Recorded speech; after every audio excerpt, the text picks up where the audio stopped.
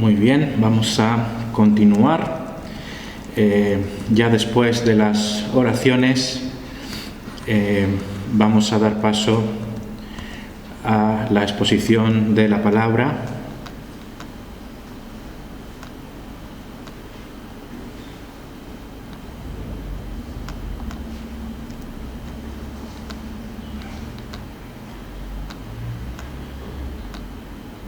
Solo un segundito.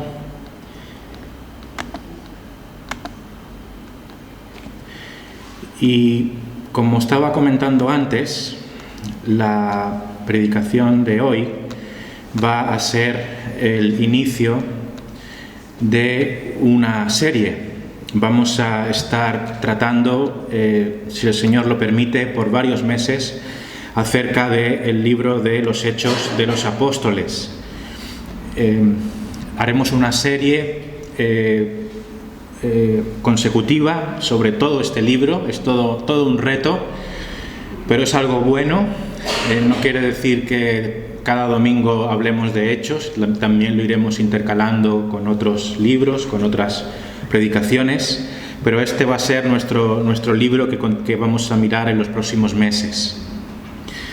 Y hoy vamos a tener una introducción general al libro de los Hechos y seguidamente vamos a ver los primeros 5 versículos, ¿vale? Así que vamos a comenzar con esto, con una introducción, pero no sin antes hacer una breve oración para pedir la ayuda de nuestro Dios. Señor, bendice esta serie de predicaciones sobre los Hechos. Danos un corazón para comprender, danos un corazón dedicado para indagar, para conocer tu enseñanza. Capacítanos, Señor, no solo para que entendamos intelectualmente, sino para que todo esto se convierta en una realidad en nuestras vidas. Bendice a tu iglesia, edifícala aquí en este lugar y también alrededor del mundo. En el nombre de nuestro amado Señor Jesús. Amén. Pues me alegra mucho, la verdad, hermanos, traer estas predicaciones y sin duda pues me veo con mucha incapacidad mirando la riqueza de la palabra y con un libro tan amplio como es el de Hechos. Pero bueno, con la ayuda de Dios vamos a tratar de entender y quedarnos con las ideas más importantes. No tenemos tanto tiempo, ¿verdad? Pero bueno, yo creo que sacaremos muchísimo provecho y nos tiene que alegrar mucho acercarnos a este libro. En primer lugar, lo que quiero decir es que el libro de Hechos de los Apóstoles es un libro que en la Biblia pues viene después de los Evangelios, ¿verdad? Y es un libro que fue escrito por Lucas, Lucas el médico, ¿vale? Esto es lo primero que tenemos que comprender. Hechos fue un libro escrito por Lucas, el mismo autor que escribió el Evangelio, según Lucas, ¿de acuerdo? Lucas el médico escribió 2 libros. Uno es Lucas, el propio Evangelio que lleva su nombre, y después está Hechos, que también es un tratado que él escribió. Hechos es como una segunda parte, por decirlo así, es como una continuación del Evangelio de Lucas. Y ambos libros son dirigidos a Teófilo. Entonces, si os fijáis, en Hechos capítulo 1, en el primer versículo, dice: en el primer tratado, oh Teófilo, ¿veis? Hablé acerca de todas las cosas que Jesús comenzó a hacer y a enseñar. Y si os fijáis, donde pone Teófilo, hay una referencia, seguramente en vuestras Biblias, que nos lleva a Lucas 1, del 1 al 4. ¿Veis? Entonces, lo que está diciendo Lucas, de forma simple, le está diciendo a Teófilo que esto es una segunda entrega, es una continuación, es como un segundo tratado, ¿no? Porque en el primer tratado ya empezamos a hablar acerca de todas las cosas que Jesús comenzó a hacer y a enseñar, ¿vale? Así que esto es importante. Hechos es como una segunda parte, es como una continuación del Evangelio de Lucas, y ambos libros son dirigidos a este mismo nombre, Teófilo. Algo también muy importante, tengamos en cuenta que Lucas, y esto puede parecernos bastante sorprendente, pero tengamos en cuenta que Lucas y Hechos, los dos libros, suponen la porción más grande del Nuevo Testamento. Suponen el fragmento, poniéndolos juntos, más grande del Nuevo Testamento. Dicho de otro modo, Lucas escribió más que Pablo, algo que resulta muy sorprendente en cuanto a la extensión que ocupa en el Nuevo Testamento. Y esto es algo importante también porque los escritos de Lucas, particularmente el libro de los Hechos, ha sido bastante criticado por su veracidad. Muchos ataques ha recibido este libro. Es un libro muy histórico, el libro de los Hechos.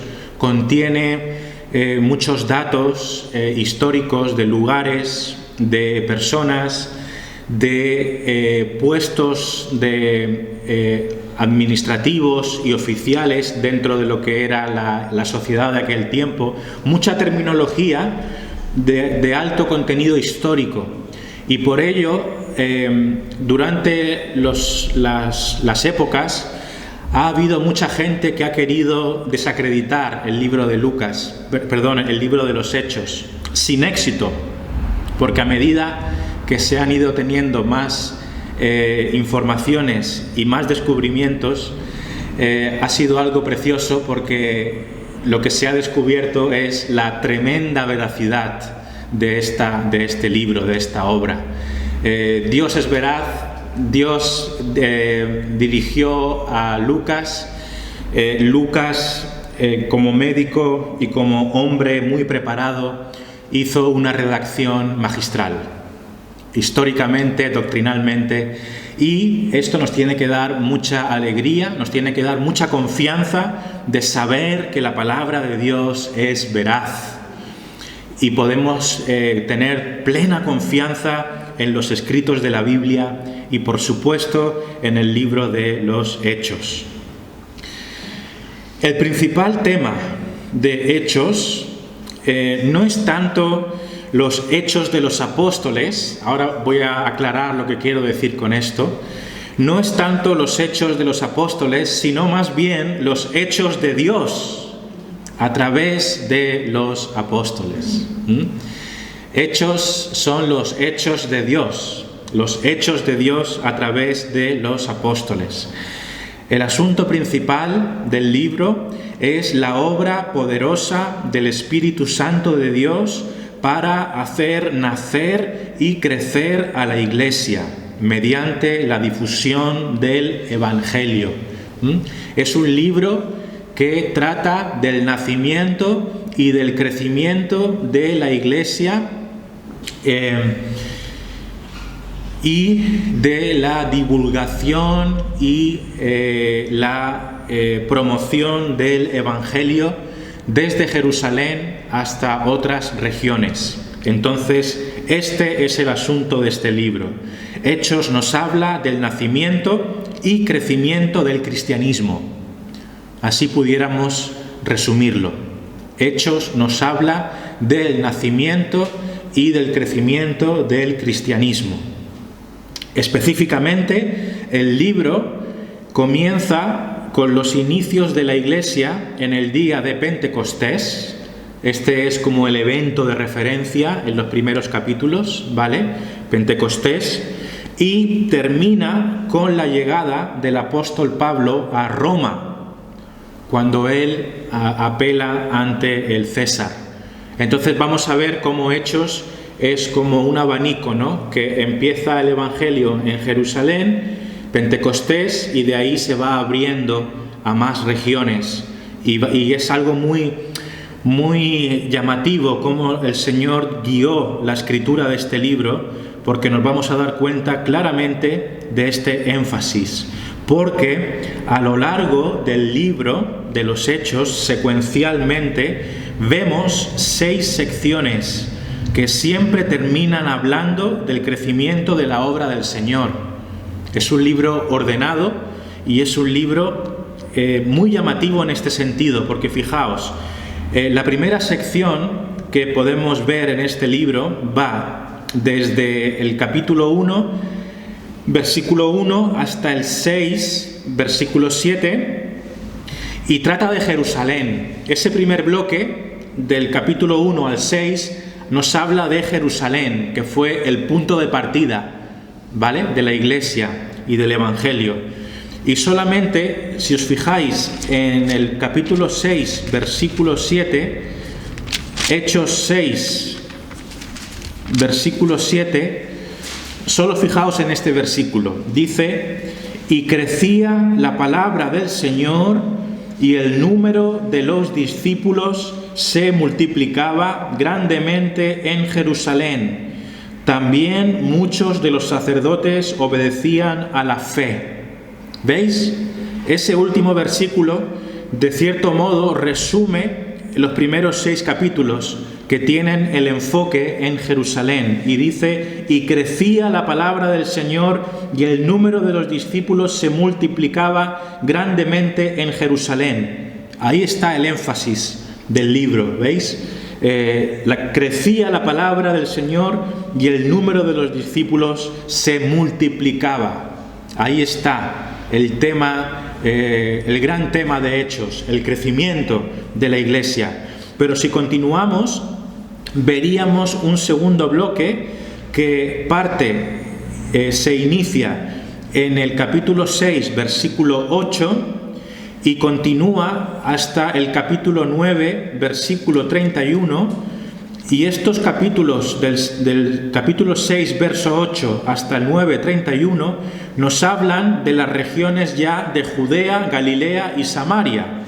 Si leemos en el capítulo 9, versículo 31, que sería como el final de este segundo bloque, de este segundo gran bloque, dice Hechos 9:31: entonces las iglesias tenían paz por toda Judea, Galilea y Samaria, y eran edificadas andando en el temor del Señor, y se acrecentaban fortalecidas por el Espíritu Santo.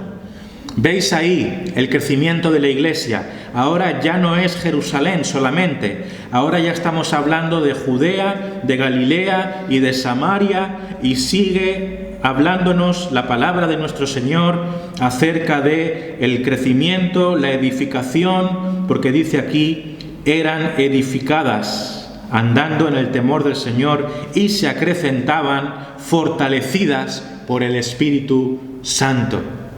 ¿Veis lo consistente del libro? Cómo lleva un mismo hilo. Pero esto continúa. Ahora veremos el tercer gran bloque, que comienza en el capítulo 9, versículo 32, o sea, el versículo siguiente al que acabamos de leer, y este tercer bloque seguiría hasta el capítulo 12, versículo 24, y aquí este bloque se centra en Antioquía de Siria, y solo leeremos el capítulo 12, versículo 24, capítulo 12, versículo 24, a modo de resumen.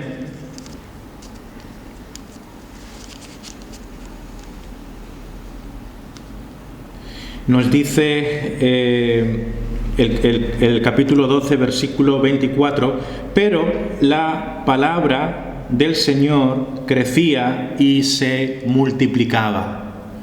La palabra del Señor crecía y se multiplicaba.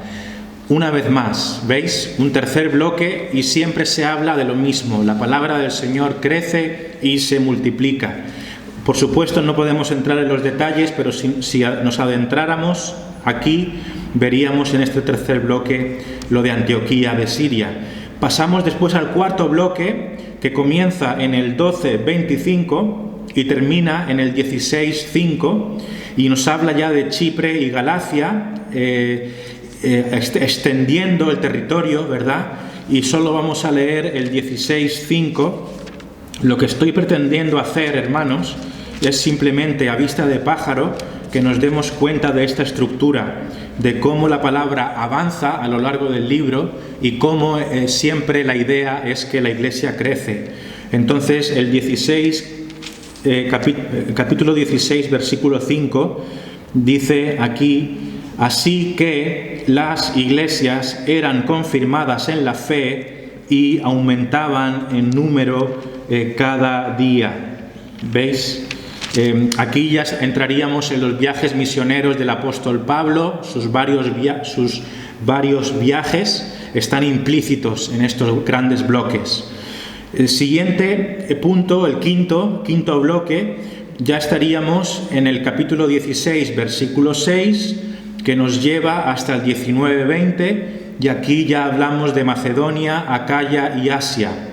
Y esto vamos a ver solo el capítulo 19, el versículo 20, 19-20, Hechos 19-20.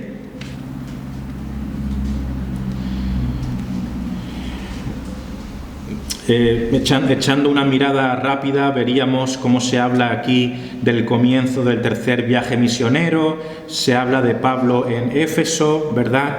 Y el capítulo 19, versículo 20, nos dice: así crecía y prevalecía poderosamente la palabra del Señor. Una vez más. Y ya nos adentraríamos en el último gran bloque, que es cuando entramos ya en Roma. El libro termina en Roma. Hemos hecho como un viaje grande, ¿no? Y esto sería el último bloque, el sexto bloque. Es una división tradicional del libro de los Hechos, estos 6 bloques. Y este último bloque empezaría en el capítulo 19, versículo 21, y terminaría en el 28, 31.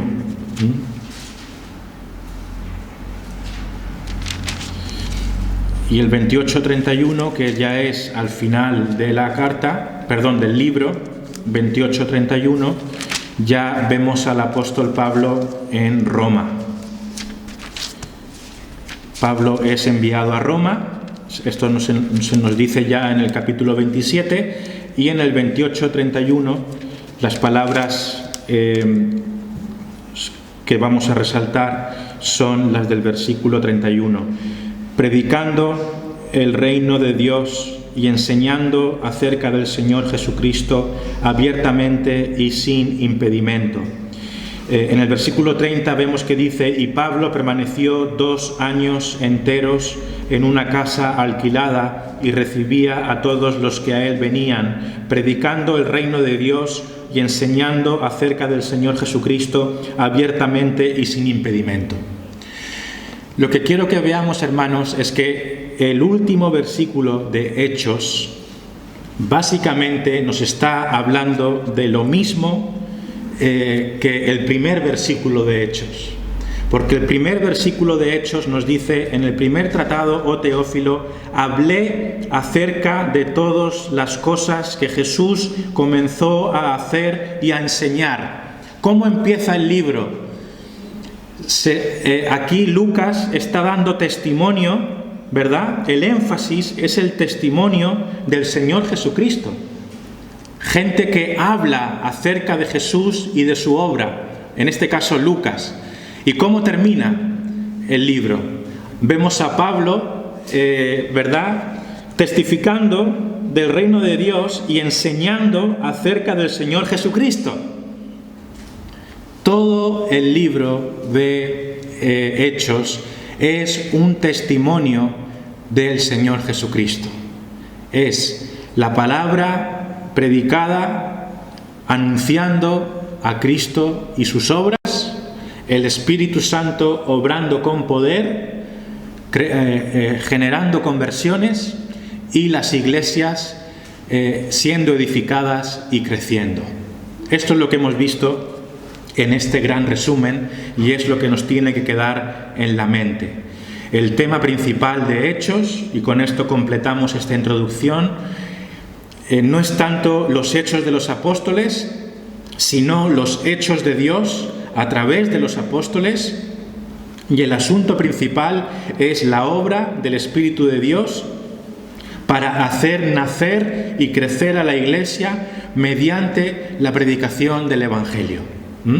Y lo que hemos visto es cómo el Evangelio se ha esparcido de Jerusalén a Judea, Galilea y Samaria, Antioquía de Siria, Chipre y Galacia, Macedonia, Acaya, Asia Menor, hasta Roma.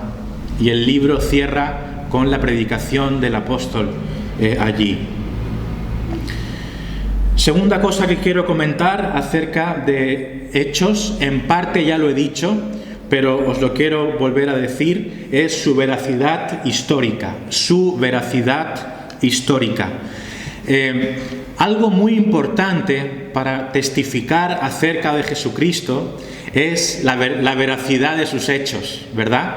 Y no es coincidencia de que este libro de Hechos empiece dando testimonio acerca de la resurrección del Señor Jesucristo. Qué importante era para la Iglesia tener el fundamento de la resurrección de Jesucristo. Porque si Jesucristo no hubiera resucitado, ¿qué credibilidad tendría nuestra predicación? Qué importante es entender que Cristo fue levantado de los muertos. Qué importante es entender que Él se le apareció a los apóstoles posteriormente. Qué importante es hablar de la ascensión del Señor Jesús, porque esto da credibilidad al cristianismo.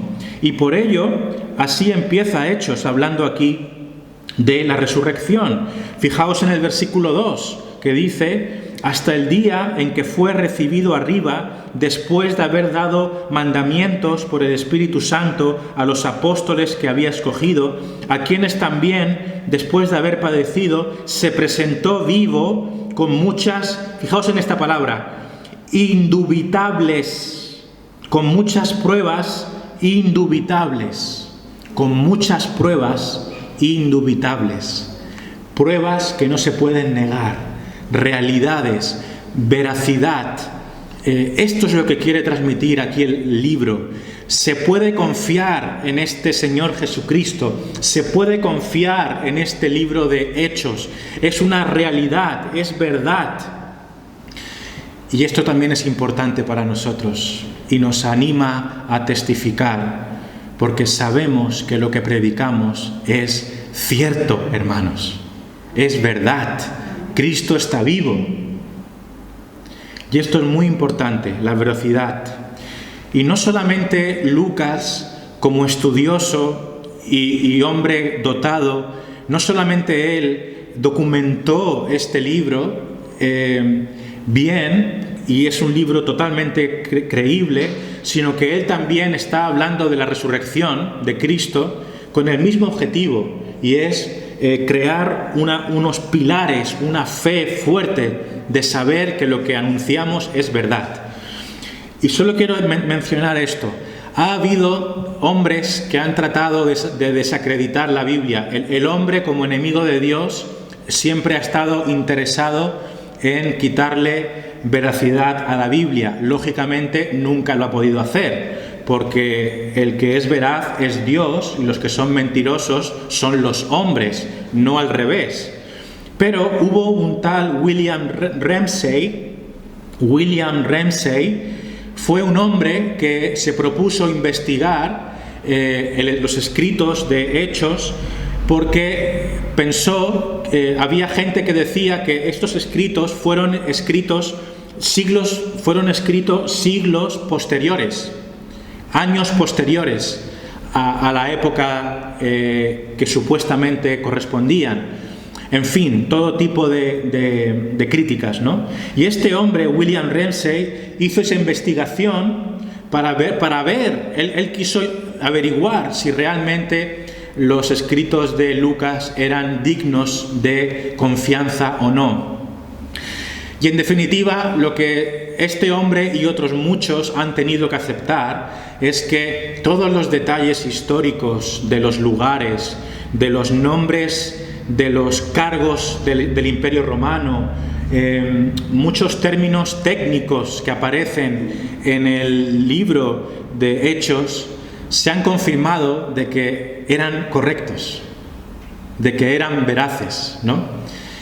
Un ejemplo, sin entrar en detalles, os lo pondré, es como hay términos aquí en este libro, por ejemplo, que se habla de terminología muy propia de la época. Por ejemplo, si Lucas dijera, aquí en Mallorca se le llama alcalde a la persona que está a cargo del gobierno o de la ciudad, ¿no?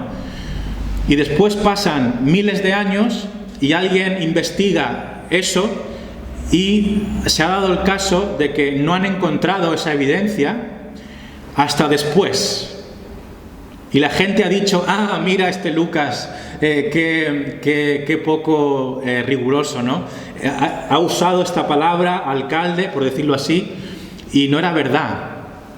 Y después han aparecido inscripciones, han aparecido evidencias de que efectivamente Lucas tenía razón.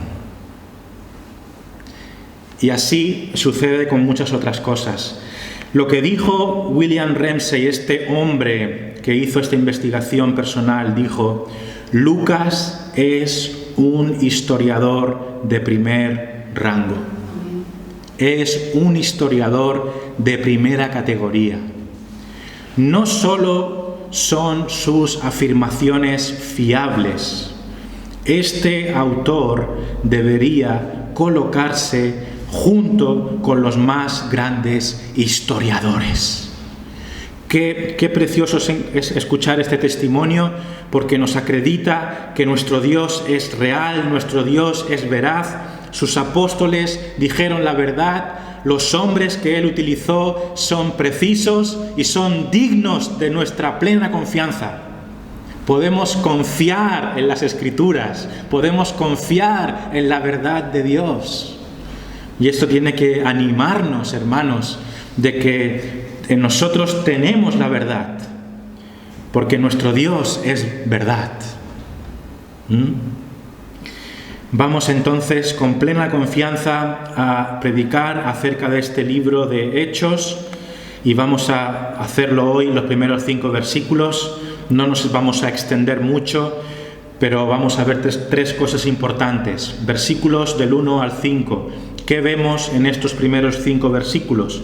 Vamos a leerlo rápidamente. En el primer tratado, oh Teófilo, hablé acerca de todas las cosas que Jesús comenzó a hacer y a enseñar hasta el día en que fue recibido arriba, después de haber dado mandamientos por el Espíritu Santo a los apóstoles que había escogido, a quienes también, después de haber padecido, se presentó vivo con muchas pruebas indubitables, apareciéndoseles durante 40 días y hablándoles acerca del reino de Dios. Y estando juntos, les mandó que no se fueran de Jerusalén, sino que esperasen la promesa del Padre, la cual les dijo: oísteis de mí, porque Juan ciertamente bautizó con agua, mas vosotros seréis bautizados con el Espíritu Santo dentro de no muchos días. ¿Qué primera cosa vemos aquí? Yo le he puesto un pequeño título a esta exposición de estos 5 versículos, que es 3 fundamentos de la Iglesia de ayer y de hoy. 3 fundamentos de la Iglesia de ayer y de hoy. O sea, aquí vamos a ver 3 cosas que son fundamentales, fueron fundamentales para la Iglesia primitiva, han sido fundamentales para la Iglesia durante el paso de los años y siguen siendo fundamentales para nosotros. 3 fundamentos para la Iglesia de ayer y de hoy. El primer aspecto es que tenemos que hablar de lo que Jesús hizo y enseñó. Esto es nuestra tarea, este es nuestro llamado.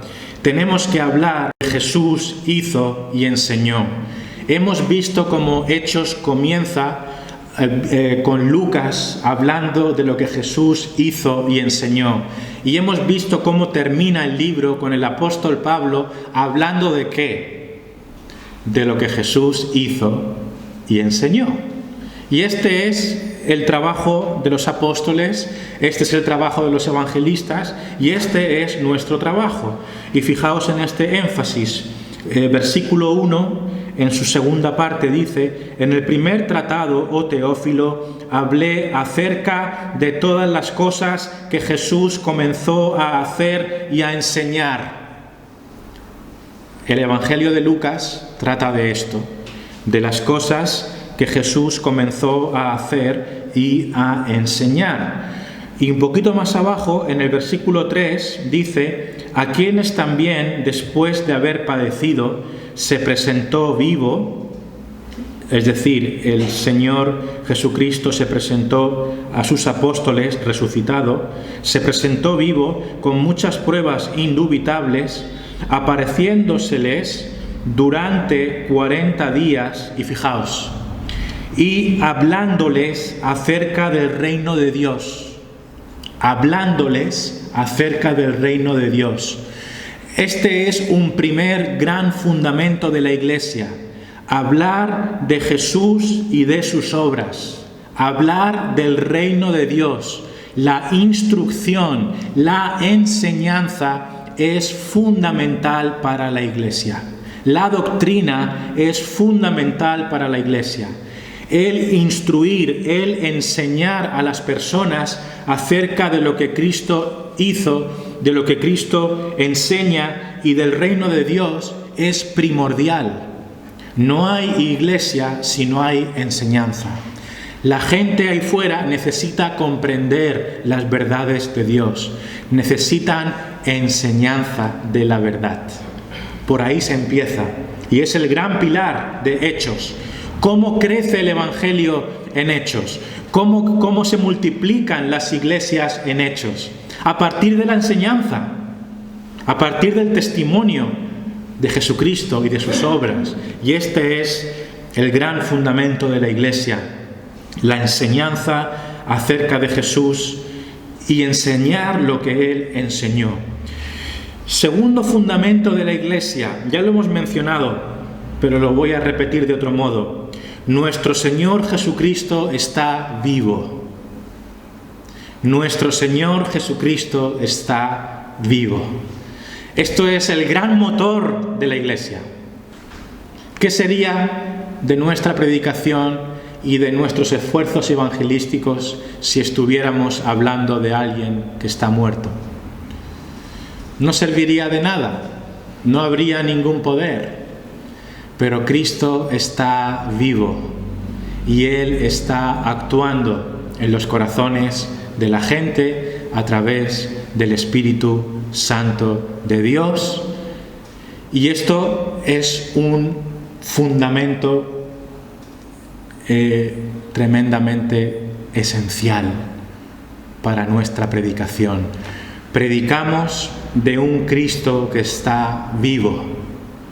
Eso nos tiene que empujar a predicar con confianza y nos tiene que dar la seguridad de que Jesucristo obra en los corazones de la gente.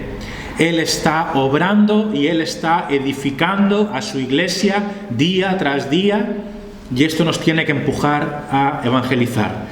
Fijaos este énfasis, en este caso en el versículo 2 y en el 3. Versículo 2 dice: hasta el día en que fue recibido arriba, después de haber dado mandamientos por el Espíritu Santo a los apóstoles que había escogido, a quienes también, después de haber padecido, se presentó vivo con muchas pruebas indubitables, apareciéndoseles durante 40 días y hablándoles acerca del reino de Dios. ¿Qué queremos ver con esto, hermanos? ¿Nos podemos imaginar la confianza de la predicación apostólica después de haber visto a Cristo resucitado? ¿Cómo estos apóstoles irían con toda la confianza del mundo porque han visto a Cristo resucitado? No puede haber mayor confianza que testificar de algo que tú has visto, ¿verdad? También nos pasa en la vida cotidiana. Cuando tú has visto algo, se te nota, porque tú lo has visto y tú testificas con plena convicción, porque lo has visto. Por eso las apariciones reales de Jesucristo resucitado a sus apóstoles tuvieron un papel fundamental en la predicación apostólica. Fue una forma de acreditar y de llenar de confianza a la Iglesia en sus primeros años. Pero también es algo para nosotros hoy. Nosotros tenemos que predicar con el convencimiento de que Jesucristo está vivo y de que Él actúa en los corazones de la gente y de que Él se revela en los corazones de la gente a través del poder de su Espíritu Santo. Entonces, este es nuestro segundo pilar. Nuestro Señor Jesús está vivo. Y así como fue levantado hacia las nubes, como dijo el ángel, también le veremos regresar. Y esto ha de animar a nuestra predicación y a nuestro testimonio. Testificamos acerca de un Cristo que está vivo. Vayamos pues adelante. Y tercer aspecto, muy necesario para la Iglesia, es que necesitamos servir al Señor equipados con su poder. Necesitamos servir al Señor equipados con su poder. Sin su poder no hay nada que hacer. Sin el poder de Dios, evidentemente en el libro de los Hechos no habría nada que hacer. Nada hubiera ocurrido sin el poder de Dios a través de su Espíritu. Leamos aquí los versículos 4 y 5. Dice: y estando juntos les mandó que no se fueran de Jerusalén, sino que esperasen la promesa del Padre, la cual les dijo: oísteis de mí, porque Juan ciertamente bautizó con agua, mas vosotros seréis bautizados con el Espíritu Santo dentro de no muchos días. ¿Qué queremos decir aquí? El bautismo del Espíritu Santo fue esencial para la predicación del Evangelio en la Iglesia primitiva. Sin el bautismo del Espíritu Santo, la Iglesia no hubiera estado capacitada, los apóstoles no habrían estado preparados ni listos para su ministerio. Esto es muy importante y lo vamos a analizar un poquito más. Primero de todo, cuando Hechos 1:5 nos habla de el bautismo del Espíritu Santo, ¿de qué nos está hablando? Esto es un tema que ha sido controversial. De hecho, hay denominaciones evangélicas que tienen diferentes entendimientos sobre esto de lo que es el bautismo del Espíritu Santo. Y yo quiero explicar nuestra postura como Iglesia en cuanto al bautismo del Espíritu Santo mirando a este versículo, ¿vale? Entonces, el contexto es que se dice aquí que hubo una orden de que los apóstoles debían esperarse hasta que fuesen bautizados con el Espíritu Santo dentro de no muchos días. Primero de todo, cuando se habla aquí en Hechos 1:5 acerca de la necesidad de ser bautizados con el Espíritu Santo dentro de no muchos días, podemos afirmar, que yo creo que sin problemas, de que no estamos hablando aquí del bautismo del Espíritu Santo entendiéndolo como la conversión cristiana. ¿Vale? La posición nuestra como Iglesia y la de muchos evangélicos a lo largo de la historia es que hay un sentido del bautismo del Espíritu Santo que es la conversión. Espero no liaros, pero hay un sentido en la Biblia que cuando decimos ser bautizados con el Espíritu Santo de Dios significa convertirse. O sea, el nuevo nacimiento, ¿vale? Y todos los cristianos que han recibido al Espíritu Santo en el día de su conversión, o sea, el evento de la regeneración, de la resurrección espiritual, todos los cristianos han experimentado ese bautismo en el Espíritu Santo, todos. Nosotros no creemos en una conversión para todos los cristianos y un posterior bautismo del Espíritu Santo, posterior, como algo que te coloca en otro nivel. Nosotros no creemos eso. Nosotros creemos que todo cristiano es bautizado en el Espíritu Santo en el día de su conversión. Si tú eres cristiano, ya has experimentado el bautismo del Espíritu Santo, tal y como la Biblia usa esa expresión en 1 Corintios 12:13. 1 Corintios 12:13.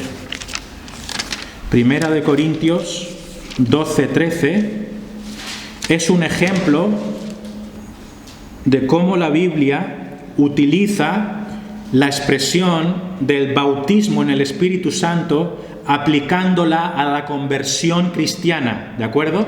Fijaos, 1 Corintios 12:13 dice: porque por un solo Espíritu fuimos todos bautizados en un cuerpo, sean judíos o griegos, sean esclavos o libres, y a todos se nos dio a beber de un mismo espíritu, ¿vale? Todos los cristianos hemos sido bautizados en un cuerpo mediante el Espíritu Santo. Dice aquí, porque por un solo espíritu fuimos todos bautizados en un cuerpo. Ahí está el bautismo en el Espíritu Santo que se refiere a la conversión. Y todos lo hemos experimentado. Esto es una manera de hablar del bautismo del Espíritu Santo. Pero, ¿qué nos encontramos en Hechos 1:5? Nos encontramos ante lo que yo considero, y otros muchos consideran, una experiencia diferente y muy particular y muy propia de Hechos y de el inicio de la Iglesia, que no es otra cosa que Pentecostés. ¿Vale? Entonces, este bautismo del Espíritu Santo del que se habla aquí en Hechos 1:5 no está teniendo en mente la conversión cristiana. Lo que está teniendo en mente es Pentecostés, como un evento especial, histórico, particular, de una trascendencia muy, muy grande en la historia de la Iglesia. No ha habido otro Pentecostés. Ha habido solamente un Pentecostés y hubo un bautismo del Espíritu Santo muy especial en Pentecostés. y vamos a tratar de demostrar esto. Lo primero es que en estos versículos 4 y 5 estamos ante el cumplimiento de una promesa. Dice el versículo 4, y estando juntos les mandó que no se fueran de Jerusalén, sino que esperasen la promesa del Padre, la cual les dijo, oísteis de mí. Lo que iba a llegar era una promesa, era el cumplimiento. De hecho, es el cumplimiento de una profecía. Y después habla de que, porque ciertamente Juan bautizó con agua, mas vosotros seréis bautizados con el Espíritu Santo dentro de no muchos días. Entonces, este evento que se dice aquí, de este bautismo del Espíritu Santo, es el cumplimiento de una promesa. Pedro lo explica en Hechos, capítulo 2, 1, 21. Si vamos un poquito más adelante, en el capítulo 2 de Hechos, es cuando viene el Espíritu Santo, es cuando se cumple esa promesa. Y de hecho, Pedro explica lo que está ocurriendo. Pedro explica qué está ocurriendo en Pentecostés. ¿Vale? Aquí dice en capítulo 2, versículo 1, cuando llegó el día de Pentecostés, estaban todos unánimes, juntos, y de repente vino del cielo un estruendo, y se les aparecieron lenguas, etcétera, etcétera, etcétera, ¿no? La escena de Pentecostés. Y Pedro explica este evento. En Hechos 2, del 1 al 21, él lo explica, y fijaos en el primer discurso de Pedro, un poquito más adelante, en este capítulo 2, si os fijáis, en el versículo 16, Hechos 2, 16, dice, este es Pedro en su primer discurso, dice, mas esto es lo dicho por el profeta Joel. Y en los postreros días, dice Dios, derramaré de mi espíritu sobre toda carne, y vuestros hijos y vuestras hijas profetizarán, y vuestros jóvenes verán visiones, y vuestros ancianos soñarán sueños, y de cierto sobre mis siervos y sobre mis siervas, en aquellos días derramaré de mi espíritu, y profetizarán, y daré prodigios arriba en el cielo, y señales, etcétera, etcétera, etcétera. Entonces, Pedro está identificando Pentecostés, ese bautismo del Espíritu Santo, con esta profecía de Joel. Por lo tanto, la conclusión es que este bautismo del Espíritu Santo es Pentecostés y es un evento concreto en la historia de la Iglesia. Y también llegamos a la conclusión de que hay dos formas en las que la Biblia nos habla del bautismo del Espíritu Santo. ¿Vale? Y lo que quiero terminar diciendo es esto. ¿Por qué lo que estamos viendo aquí es importante? El bautismo del Espíritu Santo de Dios en Hechos 1:5, lo cual tiene que ver con Pentecostés, tenía una finalidad, y era equipar a los cristianos para testificar. Porque esto mismo nos lo dice Hechos 1:8. Fijaos. Se nos habla de este bautismo del Espíritu Santo, versículo 5, porque Juan ciertamente bautizó con agua, mas vosotros seréis bautizados con el Espíritu Santo dentro de no muchos días, ¿no? Ahí Lucas son palabras del Señor Jesucristo, de hecho, pero lo que está en la mente de Lucas es, pues mira, va a llegar Pentecostés, va a haber este derramamiento del Espíritu, vais a ser de una manera especial bautizados en el Espíritu Santo de Dios, pero ¿para qué? Pues la explicación viene después. Dice, entonces los que se habían reunido le preguntaron diciendo, Señor, ¿restaurarás el reino a Israel en este tiempo? Y les dijo, no os toca a vosotros saber los tiempos o las sazones que el Padre puso en su sola potestad. Fijaos en el versículo 8 ahora. pero recibiréis poder cuando haya venido sobre vosotros el Espíritu Santo, y me seréis testigos en Jerusalén, en toda Judea, en Samaria y hasta lo último de la tierra. Amén. ¿Para qué era Pentecostés?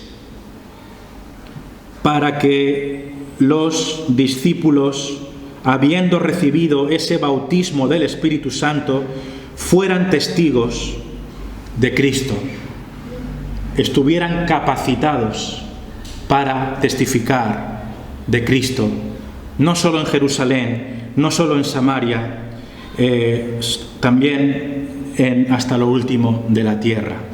Entonces, ¿por qué fue importante el bautismo del Espíritu Santo en Pentecostés? Para que la Iglesia pudiera predicar el Evangelio con poder.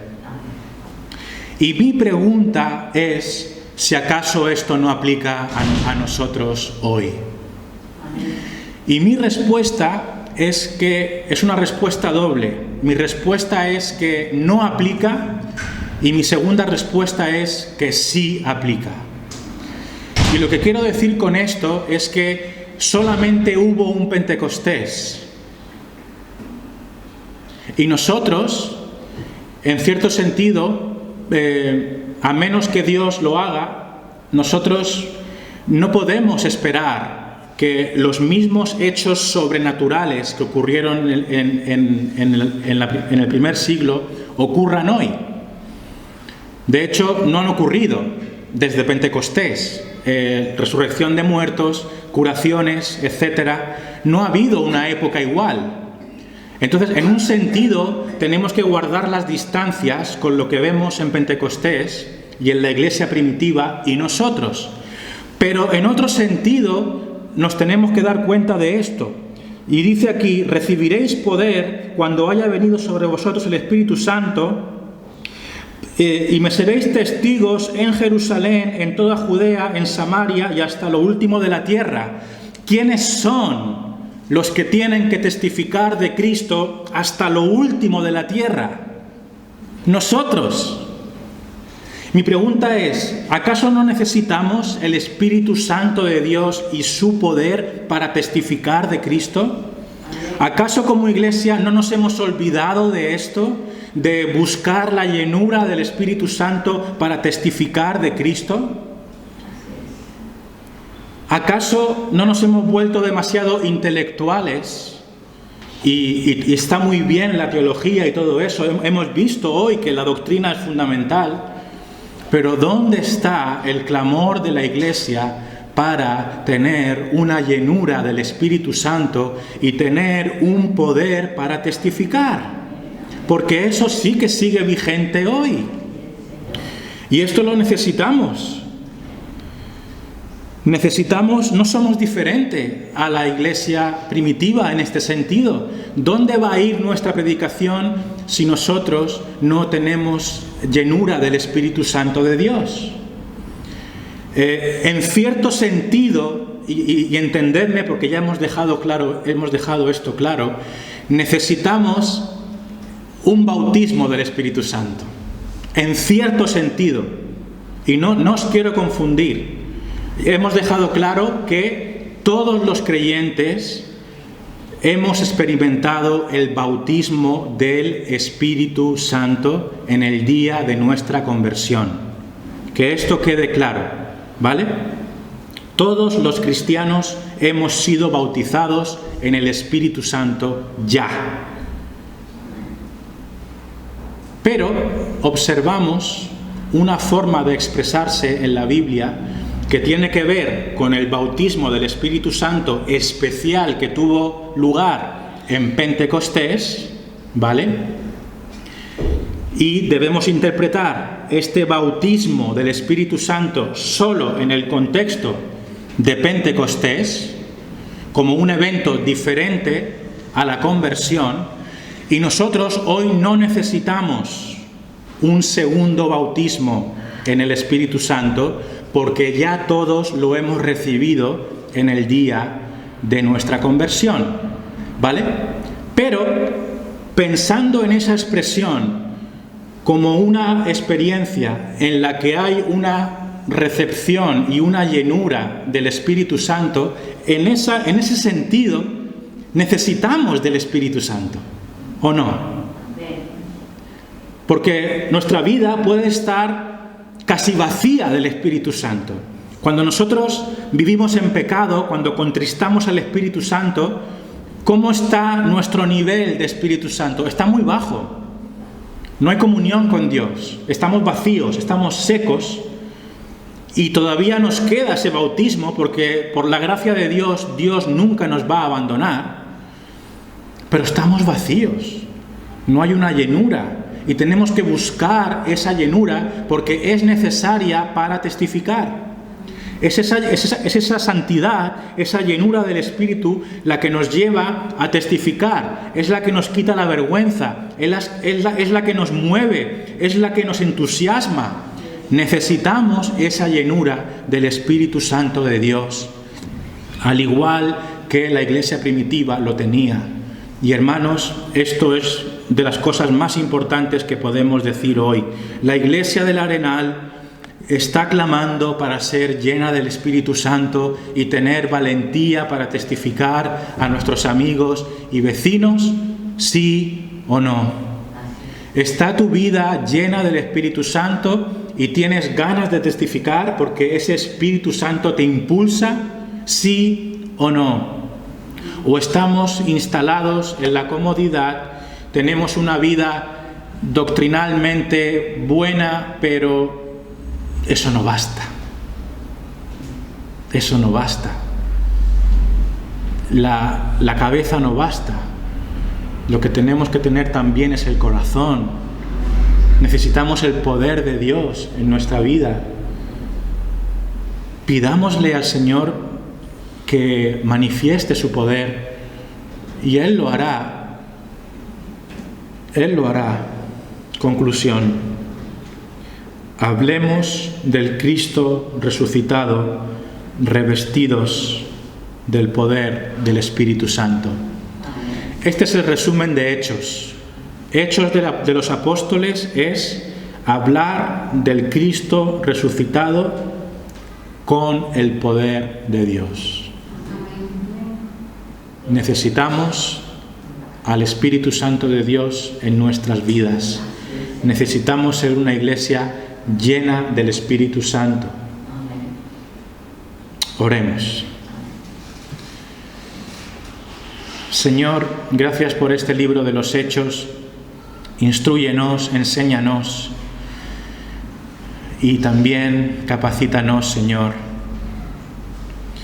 Perdónanos si hemos dejado de lado este énfasis de la necesidad de estar llenos de tu Espíritu Santo.